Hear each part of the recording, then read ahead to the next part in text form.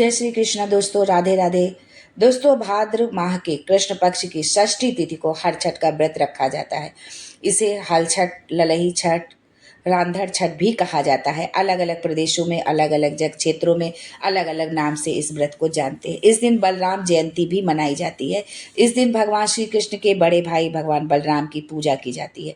मान्यता है कि इस दिन ही उनका जन्म हुआ था। हर छठ व्रत संतान की लंबी आयु व खुशहाली के लिए ये व्रत रखा जाता है। तो आइए जानते हैं कि कब है हर छठ का व्रत, किस दिन ये हर छठ का व्रत रखा जाएगा।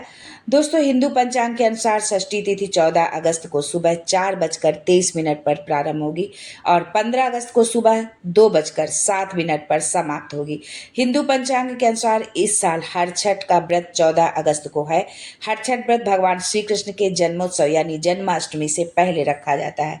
इस साल जन्माष्टमी 2 दिन 15 अगस्त व 16 अगस्त को है। ऐसे में इसमें भी अंतर संभव है।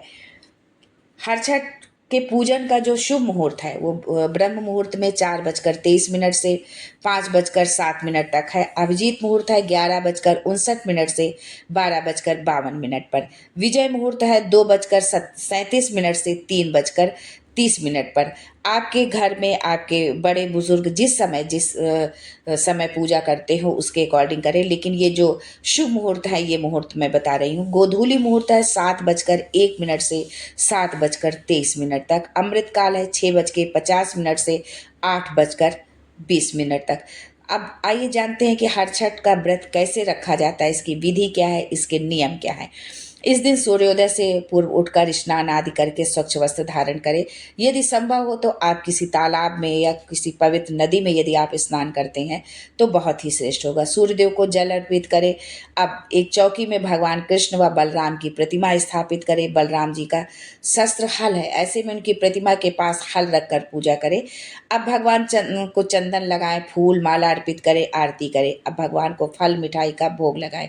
हर छठ व्रत का नियम है कि हिंदू धर्म की मान्यताओं के अनुसार हर छठ व्रत के दिन व्रती महिलाओं को हल से जुती हुई धरती पर नहीं चलना चाहिए और ना ही हल से जुते हुए अन्न को खाना चाहिए। इस दिन साग सब्जी के अलावा गाय के दूध व दही का सेवन भी नहीं करना चाहिए। इस दिन भैंस के दूध का सेवन किया जाता है, जो है भैंस का दूध दही इसका जो है प्रयोग किया जाता है। और हल से जुती हुई कोई भी जो है सामग्री है उसको नहीं करना चाहिए। बहुत जगह पर उसके दिन जो है एक झाड़ लगती है और उस पर तालाब बनाते हैं।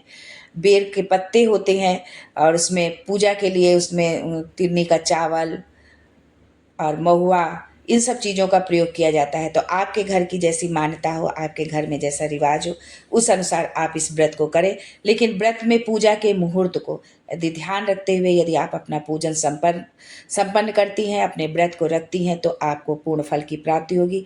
आपके संतान की लंबी उम्र हो। यदि आपके जिन महिलाओं के संतान नहीं है वो भी ये मान करके जो है ये इस व्रत को रख सकती हैं कि उनको संतान की प्राप्ति होगी, तो इस व्रत को वो कंटिन्यू रखेंगी। तो अब जिनके संतान है वो अपने संतान की दीर्घायु के लिए मंगल कामना करते हुए अपने संतान के लिए व्रत रखें, और जिनके संतान नहीं है तो वो संतान पाने की इच्छा से भी इस व्रत को रख सकती हैं। तो आज के लिए बस इतना ही दोस्तों। हर छठ माई आप और आपकी संतान पर अपनी कृपा दृष्टि हमेशा बनाए रखें, इसी कामना के साथ फिर मिलते हैं कुछ नया, कुछ अलग, कुछ अद्भुत लेकर। तब तक के लिए Har Har Mahadev and thanks for watching my video.